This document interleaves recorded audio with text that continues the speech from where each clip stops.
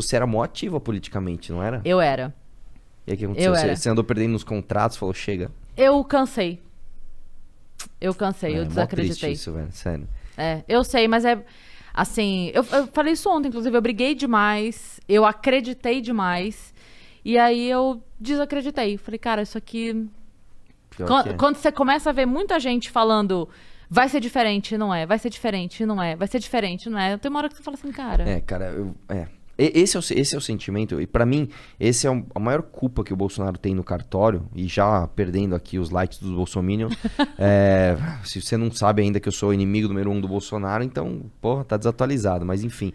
O lance é o seguinte, cara, a pior traição que ele fez foi não só trair, né, as pautas de campanha, etc., foi a traição com o povo que tinha esperança. A gente tinha esperança pra cacete, bicho. A gente tinha muita. Cara, 2013 todo mundo saiu na rua, meio que sem pauta, né? O gigante acordou e lembra? Não era pelos 20 centavos, tarará. Depois todo mundo foi meio que aprendendo. Entendi, eu não penso isso, eu penso mais pra cá. Pô, são grupos diferentes, tal, não sei o quê. Legal, 2016, cara, mais de 1 milhão de pessoas na rua. O cara ganha eleição e qual o sentimento que a gente tem hoje? Porra, meu... Deu merda. Foi à toa. Quase em 2021. Não vou dizer que foi à toa, porque tinha outras brigas ali, não era só essa. Mas é um sentimento assim de...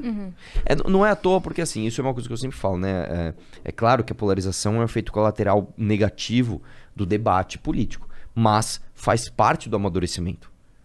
É melhor que a gente tenha a polarização e aprenda com ela do que a gente sequer ter a polarização. Sim. Né? A gente não debatia política aqui. Eu lembro, eu falo isso toda hora. Quando eu era criança, eu assistia filme, assim, eu assistia, sei lá, o Scarface e tal. E ele, né, que raiva de comunista. E eu, o que é comunista?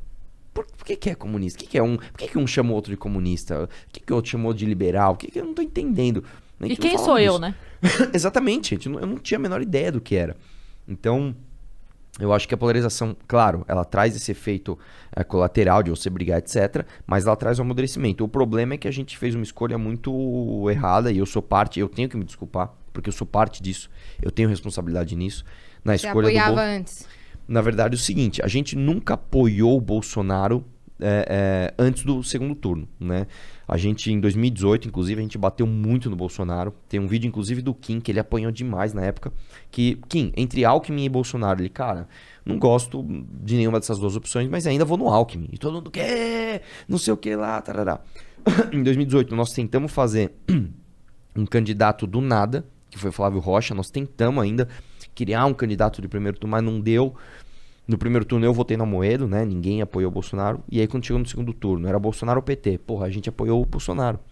Fizemos, cara, eu fui pro Nordeste fazer campanha pro Bolsonaro, cara. Tipo, eu já tava eleito, eu podia ficar em casa, esperando janeiro. Assistindo o podcast, vendo os podcasts, né? Não existia não ainda, tinha. mas tudo bem. Mas poderia.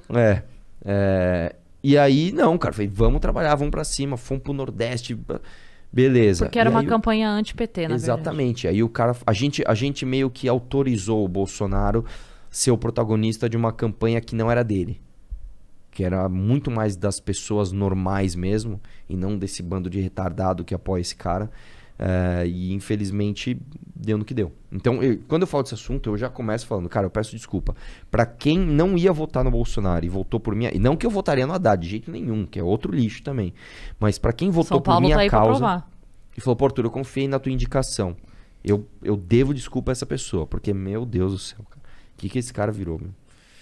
Eu não sei qual a opinião política sua, que eu não te conheço, da Cris, da Mel eu sei, mas o... Não, a da Mel tá mais parecida com a da Yas. Porque... A Mel. Qual que é? Onde você se define aí? Eu tava falando isso ontem, eu não sei como eu me defino. Eu sei que eu sou contra o governo Bolsonaro nesse atual momento, entendeu? Eu sou contra fatores que aconteceram em vários tipos de governo. Atualmente, eu sou contra o governo Bolsonaro. Você não é uma pessoa ideológica, eu entendi. Você é mais pragmática, que é, cara, 90% das pessoas, né? O brasileiro, se sair na rua, o cara não tá afim de discutir Marx ou Mises ou o que seja. O cara quer saber o seguinte, eu quero trabalhar e ganhar dinheiro. E fazer meu churrasquinho no domingo em casa com os meus amigos. Exatamente. É isso. Né?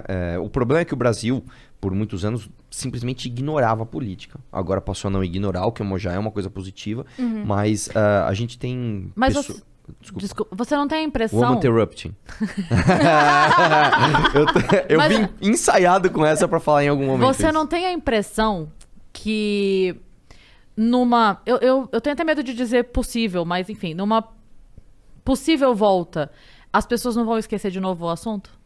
Porque Como vai assim? ser conveniente? Como assim possível volta? Porque tem muita gente que a gente sabe que não são alienados. Estavam calados porque era conveniente, Sim. né?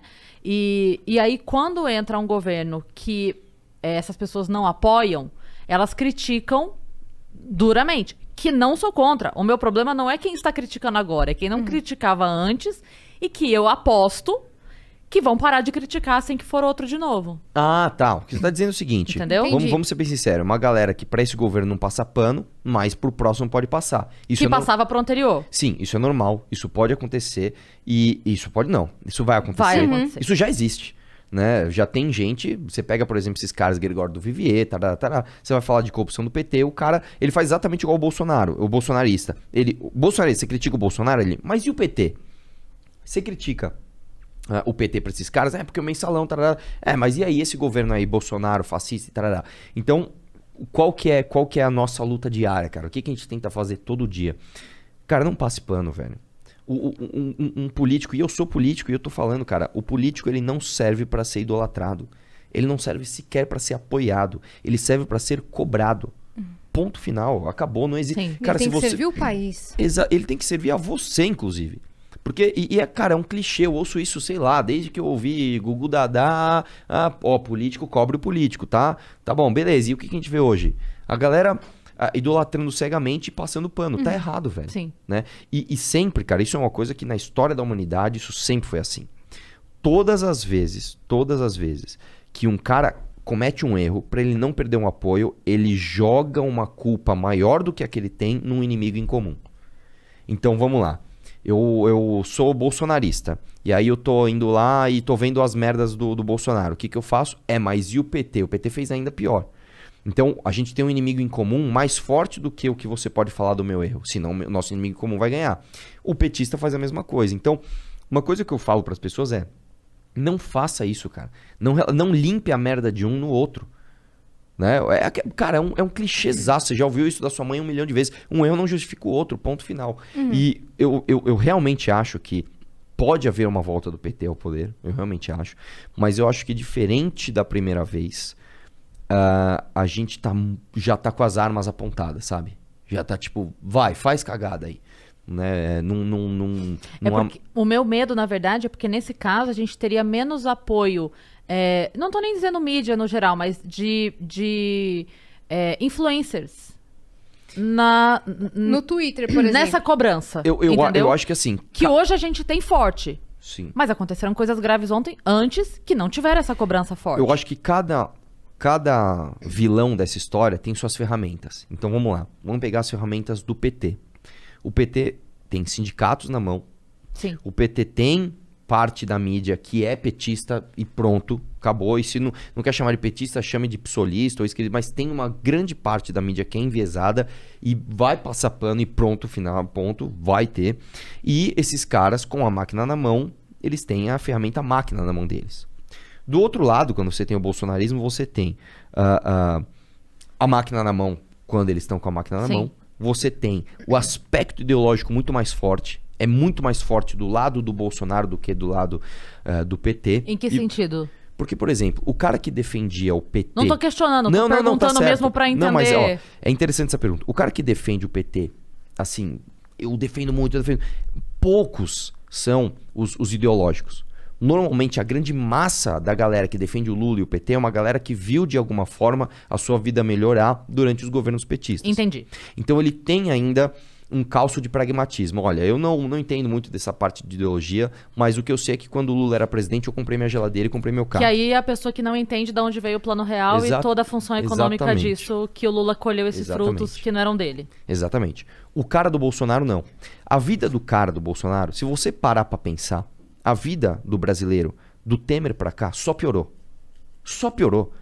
Dólar só aumentou, bolsa só caiu, a inflação tá gigante, poder de compra diminuindo. Só piorou, cara. Tudo piorou. Este cara, ele calca a sua defesa em quê? Em pura ideologia. Se você é contra o governo do Bolsonaro, não é como o lulista que ele fala assim, você então é contra eu comprar uma geladeira. Porra, na época do Lula eu comprava geladeira. Esse cara é o seguinte, você é contra o Bolsonaro, você é contra a família. Você é contra os cristãos. Você é contra o conservadorismo. Então você vê que são Os coisas... valores tradicionais Exatamente. da família brasileira. Você vê que tem muito mais um aspecto de seita do que o outro. E como eu te falei, cada lado tem as suas ferramentas. E aí a gente vai entrar numa discussão que ela é um pouco subjetiva, mas eu acredito que as ferramentas do PT estão enfraquecidas. Por quê? Como eu falei, primeiro eles têm os sindicatos. Os sindicatos não têm mais o poder que tinham antes. Né? Primeiro... Você acha que não pode voltar? As taxas todas que foram tiradas? Pode, mas eu acho difícil, porque além dessa parte institucional, que eles perderam o imposto sindical obrigatório, etc., você tem hoje... Que foi um alívio, né? Foi. Você tem uma massa de informação muito maior. Antes, por exemplo, simplesmente não se discutia direitos trabalhistas. Você pegar quando o Lula ganhou, você não tinha o outro lado da moeda. Você não tinha pessoas falando por menos direitos trabalhistas. Você tinha um ou outro, mas era um mar de gente lutando pelos direitos trabalhistas. Quero direito trabalhista. Tarará. Quando a Dilma ganhou em 2014, o questionamento já estava muito mais aflorado. E agora, então, ainda mais. Então, eu acho que essa ferramenta está enfraquecida. Eu adorei.